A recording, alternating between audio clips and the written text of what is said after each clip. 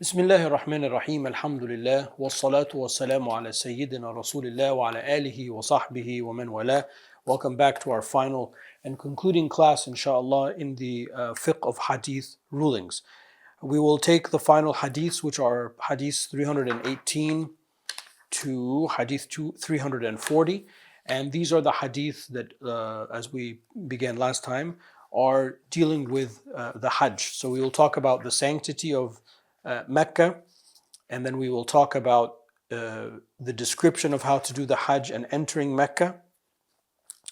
And then in that regard, we will talk about doing salam to the Yemeni corner, to the black stone. We will talk about the day of Arafah. We will talk about the sacrifice. We will talk about the stoning of the Aqaba, stoning the large one. We will talk about the cutting of the hair or the shaving of the hair. All of those little things, these are the hadith that will deal with them. And then we will talk about Tawaf al-Ifada, the final Tawaf, to the farewell circumambulation. The timings for the stoning on the 3 days of the Hajj. And then the order of the things on the day of the Nahr, the day of the sacrifice, which is the day of the Eid. The impermissibility of women shaving their head. We will talk about the dispensation to spend the night in Mecca, not in Mina, if you are responsible for Zamzam or providing water, which is traditionally done for the family of Al-Abbas alayhi salam. And then finally we will talk about the hadith of the one who is unable to complete, al-ihsar, somebody who is prevented from going, whether due to sickness or whether due to a plague or whether due to an enemy blocking them, as it was the case with the Prophet ﷺ, and you intend to go to Hajj and or Umrah, and then something prevents you from getting there. What is the protocol? So those are the final sets of hadith, and maybe if we have time, I don't know if we will, but if we have time at the very last clip, just some kind of housekeeping comments from me about why this course is important and how to fit this in with the rest of your studies. I look forward to beginning this discussion with you in the next clip, inshallah. So we begin the way we normally begin.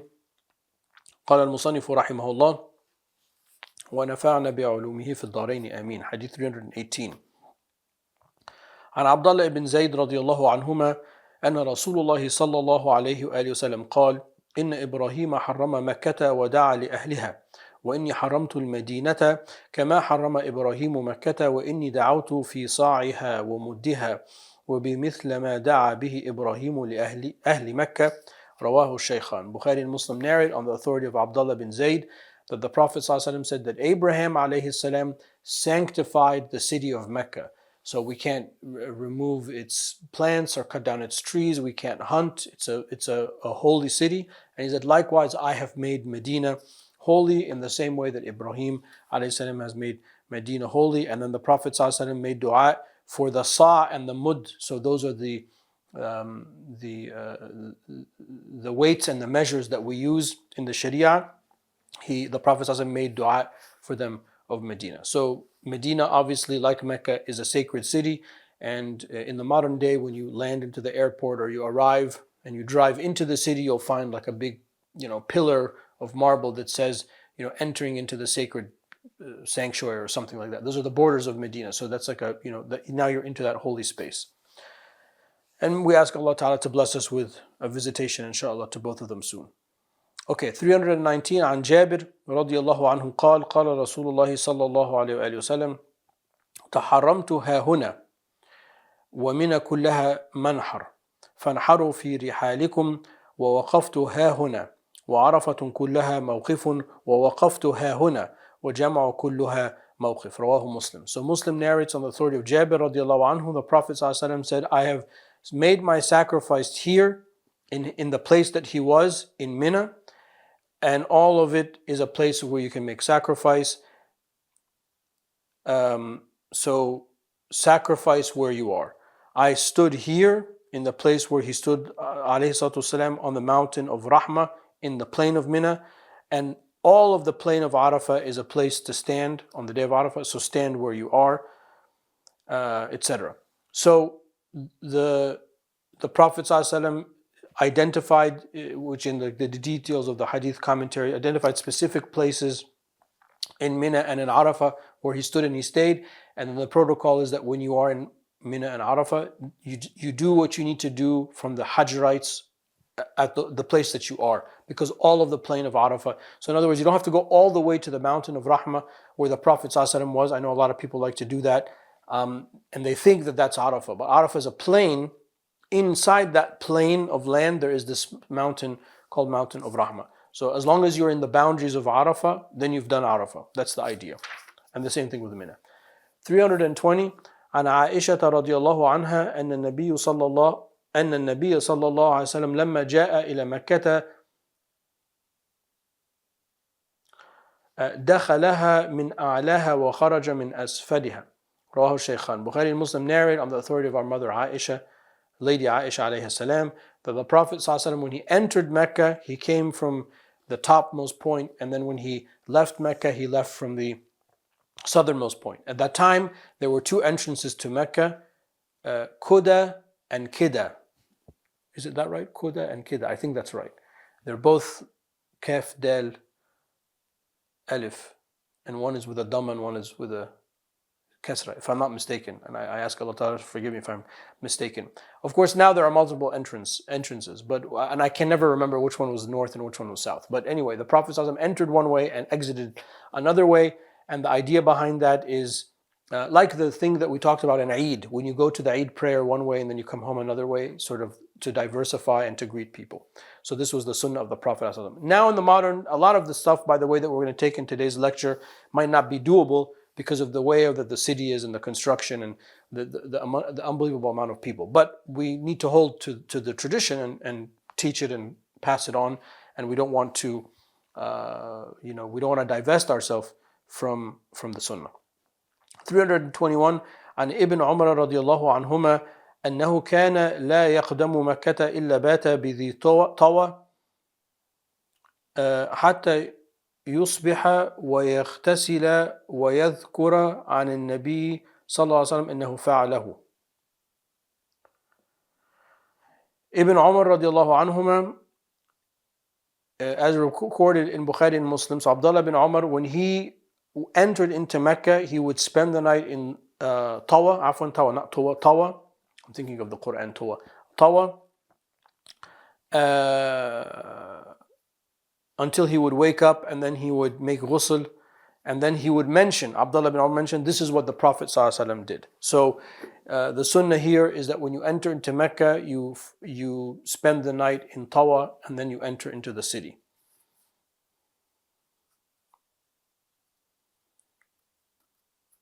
Okay.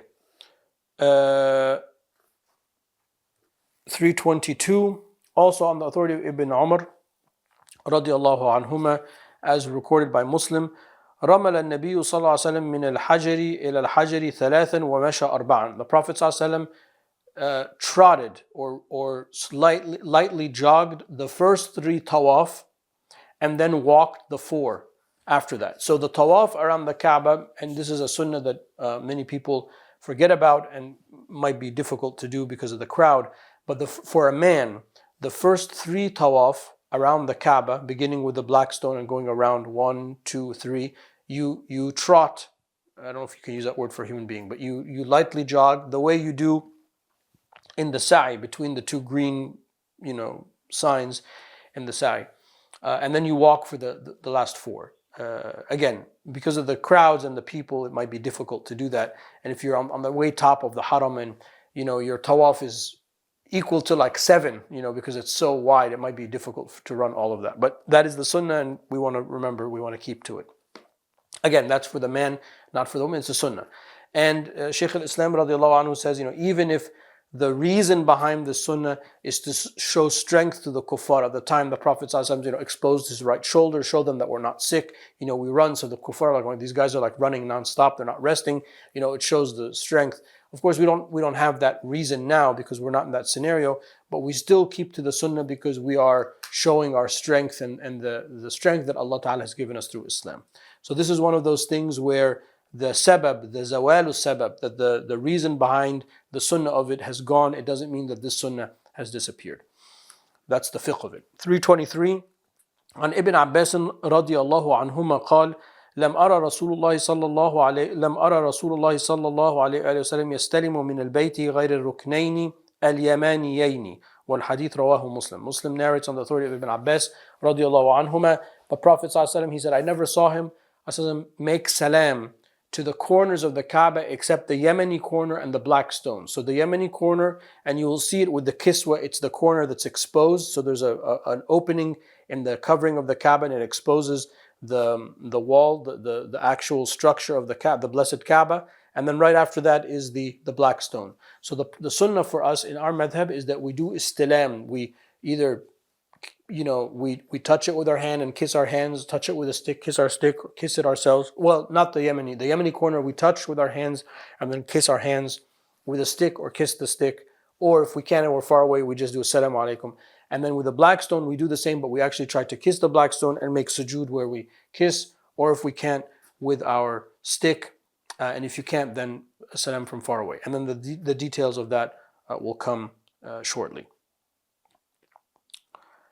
Okay, 324. وعن عمر رضي الله عنه أنه قبل الحجر الأسود وقال إني أعلم أنك حجر لا تضر ولا ينفع ولولا أني رأيت رسول الله صلى الله عليه وآله وسلم يقبلك ما قبلتك والحديث رواه الشيخان. Bukhari and Muslim narrate, and this is on the authority of Umar رضي الله عنه. It's a famous hadith, everyone knows it, that when he came to kiss the black stone, he said, I am going to kiss you even though I know that you are a stone, that you do not cause benefit, you do not cause harm, and were it not that I saw the Prophet ﷺ do it, I would not do it. So obviously this establishes prima facie the sunnah of kissing the black stone for those who are able to. But at the same time, it also shows that our deen is based on following the Prophet ﷺ. So not everything that we do, there will necessarily be a rational explanation. And remember when we talked about the mash on the khuf, the wiping on the khuf, how Imam Ali alayhi salam said, if the religion was based on reason, you would wipe on underneath, not on top. So this reminds us that we follow these things because this is what the Prophet ﷺ did. What we're doing is following Rasulullah alayhi salatu. And he said, خُذُوا عَنِّي مَنَاسِكَكُمْ, take from me your Hajj rites. We'll continue this discussion inshallah in the next clip. 25. وعن أبي طفيل رضي الله عنه قال رأيت رسول الله صلى الله عليه وآله وسلم يطوف بالبيت على بعير ويستلم الركن بمحجن ويقبل المحجن رواه مسلم. So this is Tufail Amir ibn Wathila al-Laythi. He was one of the poets amongst the Sahaba, very articulate one. He was born during the year of Uhud. He saw the Prophet, obviously because he's a Sahabi, and he died in Mecca in the year 110, radiallahu anhu. He said, I saw the Prophet making tawaf on a camel, and he touched the black stone. He did salam on the black stone with a curved stick. Al-mihjan is a curved stick that a camel rider or a rider of an animal would have, so that if something fell, they could, go down and kind of scoop it up with the curve. They could like loop the curve in it and pick it up. And then he would kiss the stick. Sallallahu alayhi wa sallam. So, other than we just talked about that sunnah, the previous clip, this also shows that the Prophet ﷺ had a stick or a cane, walking stick with a crook, or the handle of the cane is called a crook, C-R-O-O-K, the crook of the cane or the walking stick. So sometimes it was straight of the Prophet's cane, alayhi salatu wasalam, and sometimes, in this case, it was a crooked cane or a curved cane. 326. وعن ابن عباس رضي الله عنهما قال بعثني رسول الله صلى الله عليه وآله وسلم في الثقل أو قال في الضعفة من جمع بليل الشيخان. So Bukhari and Muslim narrate on the authority of Ibn Abbas رضي الله عنهما, the Prophet ﷺ sent me with provisions amongst the weak of the community at night. The meaning of this hadith will be clear in the next one. It's a little bit, I wish he had ordered it slightly different, but I'm not going to argue with Shaykh al-Islam. 327 وعن عائشة رضي الله عنها قالت أرسل النبي صلى الله عليه وسلم أم سلمة ليلة النحر فرمت الجمرة قبل الفجر ثم مضت فأفاضت رواه أبو داود بإسناد صحيح. So on the authority of our mother Lady Aisha عليه السلام, as is recorded by Abu Dawood with a sound chain, the Prophet ﷺ said, sent Salama عليه السلام at night on the eve of the Nahr, and then she did the Jamara stoning at night before Fajr prayer, and then she went and did the Afada Tawaf. So this shows the sunnah of sending the younger women or the weaker or the elderly, the people that need more time, the people that just need a little bit more time and space to do the Jamara and stuff like that first, and then able-bodied, younger people in their prime can do it later. Because you're throwing stones, pebbles, right? So you just, and people, unfortunately, they get trampled, and we see, hear these horror stories, and it's like a never-ending logistical nightmare for the Hajj authority. Allah bless them for all the work that they do. I have no idea how they can manage all those people. Anyway, so this shows us that there's a protocol that, send those people first at night, it's okay, the eve of the Nahr, because, after Maghrib, the next day has come in from the Islamic point of view, and let them go. 328 وعن عروة ابن مدرس with a dot مدرس رضي الله عنه قال قال رسول الله صلى الله عليه وآله وسلم من شهد صلاتنا هذه يعني بالمزدلفة فوقف معنا فيها حتى تدفع وقد وقف بعرفة قبل ذلك ليلا أو نهارا فقد تم حجه وقد نفثه. والحديث رواه أبو داود وصححه الترمذي وابن خزيمة. Ibn Khuzayma and Tirmidhi grade as sound and is recorded by Abu Dawood on the authority of Urwa ibn Mudarris ibn Aus ibn Haritha ibn Lam ibn Amr al-Ta'i, one of the companions obviously that attended the final Hajj of the Prophet alayhi salatu wasalam. Okay, I don't have a death date for him. Radiallahu anhu. He said the Prophet ﷺ, said, whoever has prayed the prayer with us in Muzdalifah, stood with us until we entered into Mina, stood with us in Arafah, part of the night or part of the day, then their Hajj is complete and the sins of them have been removed. They've been successful in their Hajj. So those shows that standing in Arafah and Muzdalifah are the arkan of the first one. Standing in Arafah is a rukn. Without it, there is no al-Hajj Arafah, as the Prophet ﷺ said. And the second one with the Muzdalifah is wajib.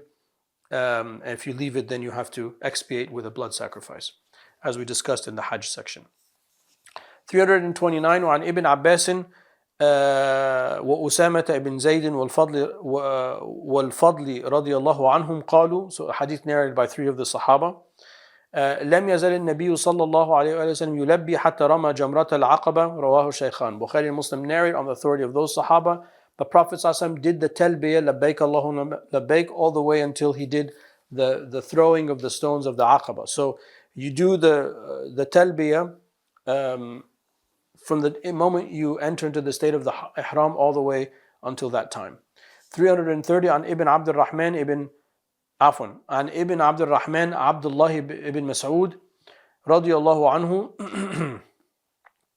أنه جعل البيت عن يساره ومنا عن يمينه ورمى الجمرة ب7 حصيات وقال هذا مقام الذي أنزل عليه سورة البقرة رواه الشيخان. Bukhari and Muslim narrate on the authority of Abi Abdul Rahman.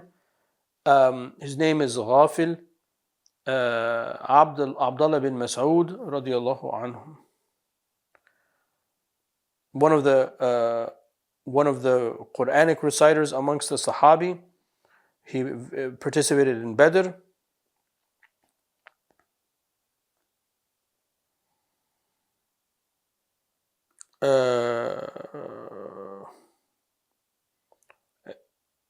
The Prophet ﷺ gave him glad tidings of paradise. Narrated 884 hadith. He died radiallahu anhu in Medina in the year 33 of the Hijrah.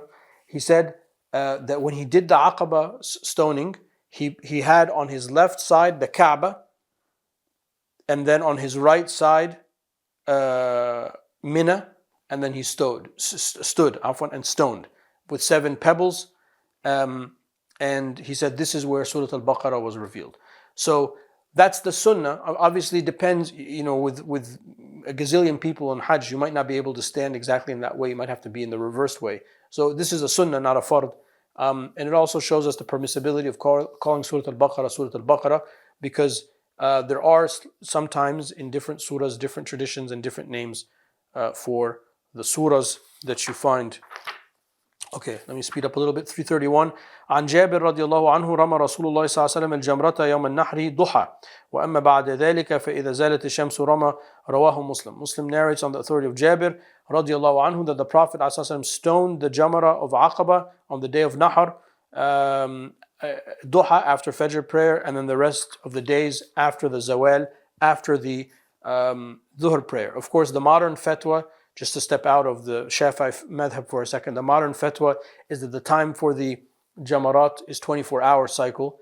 And the reason we have that is because there's unbelievable people. So this is out of necessity, we take a weak position. I think it's an opinion of it might be a solitary Sahabi or a Tabi'i if I'm not mistaken. So we take a unique situation where we take a very weak position or a unitary position, let's say, on this subject. But we continue to teach the madhab as it is, because 24 hours included in the 24-hour cycle is after the Zawal, is after the Dhuhr prayer. 332.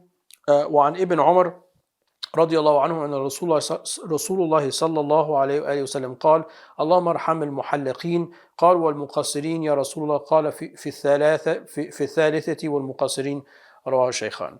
Ibn Umar, Abdullah bin Umar رضي الله عنهما narrates, as is found in Bukhari and Muslim, the Prophet ﷺ prayed for those who shaved their heads twice, and then he prayed in the third time for those who shaved their head, for those who shorten their hair. So the greater reward is to shave your head if you're a man.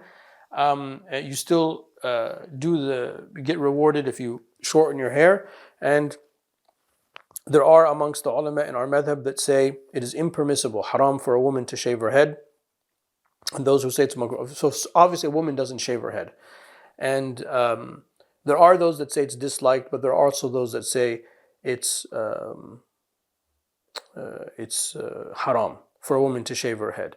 And there's other hadith, whoever Allah Ta'ala has given hair, let them honor it. So honoring a woman has been blessed with her hair and her beauties in her hair, so her honoring her hair is the right protocol. And we'll pick it up in the final clip, inshallah. 33. وعن عبد الله بن عمرو ابن العاص رضي الله عنهما أن رسول الله صلى الله عليه وسلم وقف في حجة الوداع فجعلوا يسألونه فقال رجل لم أشعر فحلقت قبل أن أذبح قال اذبح ولا حرج فجاء آخر فقال لم أشعر فنحرت قبل أن أرمي قال أرمي ولا حرج فما سئل يومئذ عن شيء قدم ولا أخر إلا قال افعل ولا حرج رواه الشيخان. Bukhari and Muslim narrate as an authority of Abdullah ibn Amr ibn al-As radiallahu anhuma, on the day of the Nahr, the Prophet ﷺ was not asked about something in the sequence of events, except he said, do it and there is no problem. So somebody would say, I cut my hair and then I sacrificed, no problem. I sacrificed and then I stoned, no problem. So the sunnah order is to do the stoning first of Aqaba, sacrifice, and then shave the head, and then tawaf al-afada. But as the hadith indicates, there can be a different order. Hadith 334. عن ابن عباس رضي الله عنهما قال النبي صلى الله عليه وسلم ليس على النساء حلق وإنما على النساء التقصير رواه أبو داود بإسناد حسن. So Abu Dawood with a sound chain narrates on the authority of Ibn Abbas radiallahu anhuma, the Prophet ﷺ said there is no shaving of the head for the women, but they should shorten.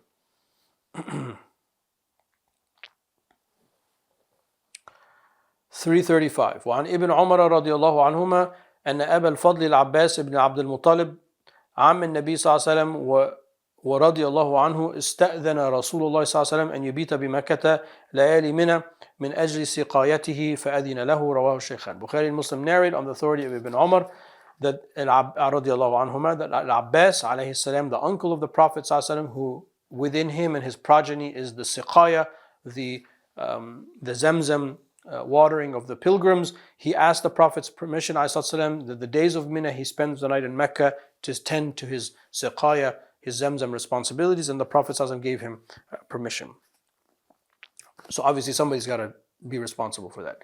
336. عن عاصم ibn عدي رضي الله عنه أن رسول الله صلى الله عليه وسلم أرخص لرعاة الإبل في البيتوتة عن منى يرمون يوم النحر ثم يرمون الغد أو من بعد الغد ليومين ثم يرمون يوم النفر. والحديث رواه أبو داود وغيره وصححه الترمذي وابن حبان. So Ibn Hibban and Tirmidhi grade as sound. It's narrated in Abu Dawood on the authority of Abi Abdullah Asim ibn Adi radiyallahu anhu. He passed away in the year 45 of the Hijrah.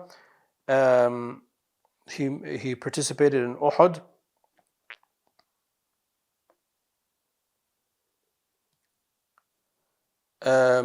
He was detained for the Battle of Badr because the Prophet ﷺ had made him the deputized him to look over Quba. So he received a portion of Badr, and like Uthman radiallahu anhu, who couldn't participate in Badr because he was dealing with his wife, who was the daughter of the Prophet ﷺ, in sickness and ultimately died. So he's considered as participating in Badr radiallahu anhu. Al-Muhim, the Prophet ﷺ gave as a dispensation for those who are tending to their flock outside of Mina, that they can stone on the day of the Nahar, and then the day after that, and then the day after that. So for 2 days. One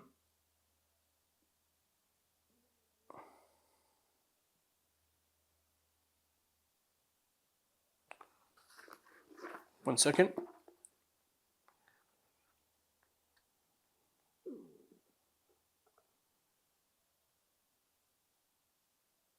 Yeah, so that they could stone the day of the Nahar, which we have to do, and then 2 days, not the third day. So the third day is extra. فَمَنْ تَعَجَّلَ فِي يَوْمَيْنِ فَلَا إِثْمَ عَلَيْهِ وَمَنْ تَأَخَّرَ فَلَا إِثْمَ عَلَيْهِ لِمَنِ اتَّقَى. The Quran says. So there's extra reward of the third day, but you don't have to do which is the 13th of Dhul Hijjah.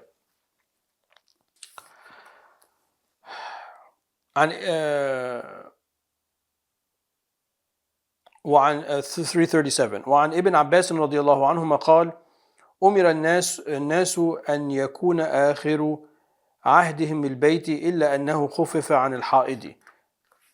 رواه الشيخان. Bukhari and Muslim narrate the Prophet on the authority of Ibn Abbas رضي الله عنهما. The Prophet said, when you go for Umrah or Hajj, let the last thing you do is a tawaf. That's what's called tawaf al-afada, except for the woman who has her menstrual cycle. So for us, this is something that we do as part of the visitation.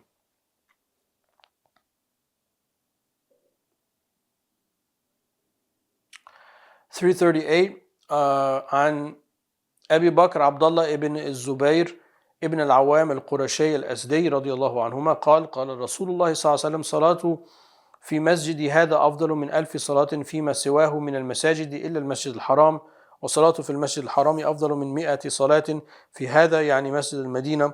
ورواه الإمام أحمد وصححه ابن حبان وأصله في الصحيحين. So originally the hadith is in Bukhari and Muslim, graded as sound by Ibn Hibban, and this is the one that we're reading is narrated in the Musnad of Imam Ahmad radiyallahu anhu. The Prophet sallallahu alaihi wasallam said, as is recorded by Abu Bakr Abdullah bin Zubayr ibn al-Awwam radiyallahu anhu, the Prophet sallallahu alaihi wasallam said, praying in my mosque in Medina is better than 1,000 prayers anywhere else except in the sanctuary in Mecca.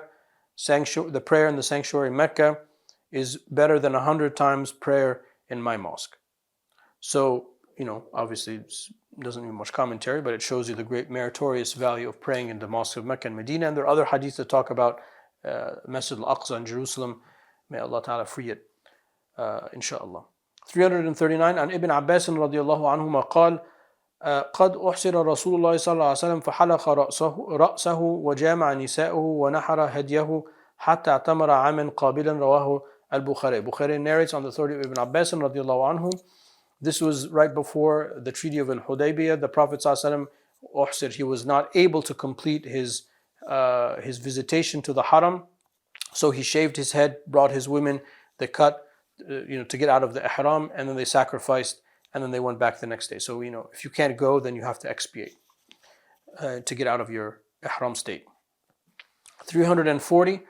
عن عائشة رضي الله عنها قالت دخل النبي صلى الله عليه وسلم على صباعة بنت الزبير ابن عبد المطلب فقالت يا رسول الله صلى الله عليه وسلم إني أريد الحج وأنا شاكية فقال النبي صلى الله عليه وسلم حجي واشترطي أن محلي حيث حبستني رواه الشيخان. So this is our final hadith on the authority of narrated by Bukhari and Muslim on the authority of our mother, Lady Aisha alayhi salam, the Prophet ﷺ's cousin, Duba'a, the daughter of Zubayr ibn Abdul Muttalib.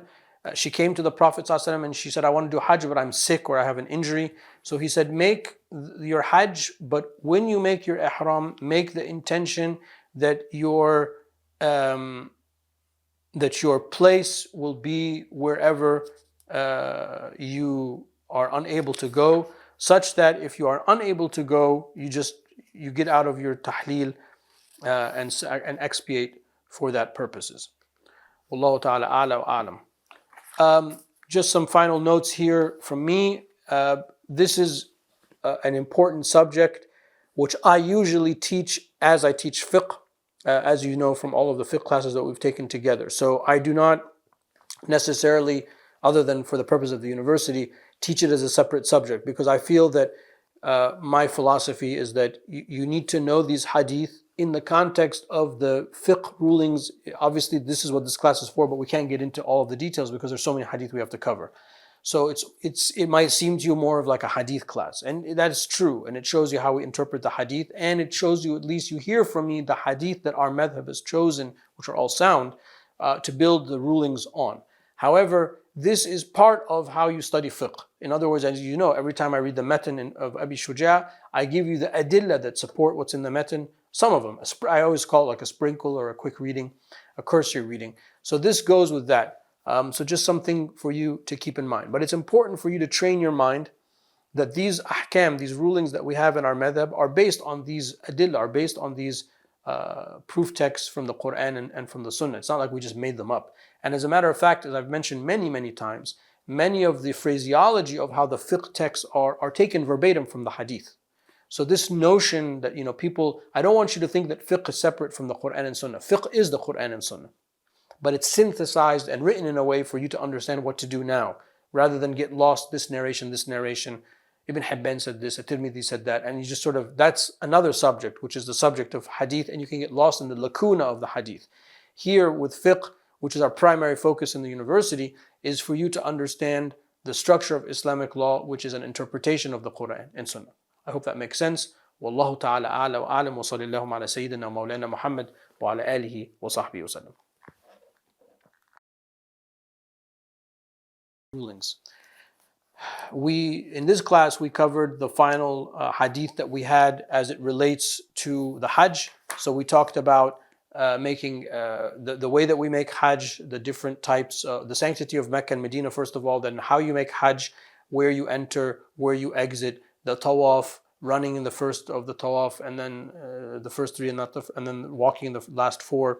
We talked about then the day of Arafah, from the day of the Nahar, the day of the sacrifice primarily. So we talked about the day of standing in the plain of Arafah, Muzdalifah, Mina, stoning, sacrificing, shaving, cutting the hair, all of the little, not little, that's a wrong word, all of the details of the Hajj that we have to participate. And then we ended by talking about those who are unable to complete the Hajj, how they sacrifice and expiate, and how they make an intention if they fear that they won't be able to go. That's kind of what we talked about in this class, and I think that's, I don't have to say more about the recap. I do want to just also acknowledge that in this class, alhamdulillah, which is an extra kind of bonus, because there's a lot of new hadith that we took that I don't cover in the fiqh discussion of the Matn of Abi Shuja. So hopefully by now, up until now, let me just review, we've discussed in this class alone, we have read together and discussed 340 hadith. That's a lot. And probably in the fiqh class, you probably, I would say, another 250 hadith from the beginning of the fiqh book to the end in my introductory remarks, or maybe 300. So just shy of 1,000 hadith that we have covered.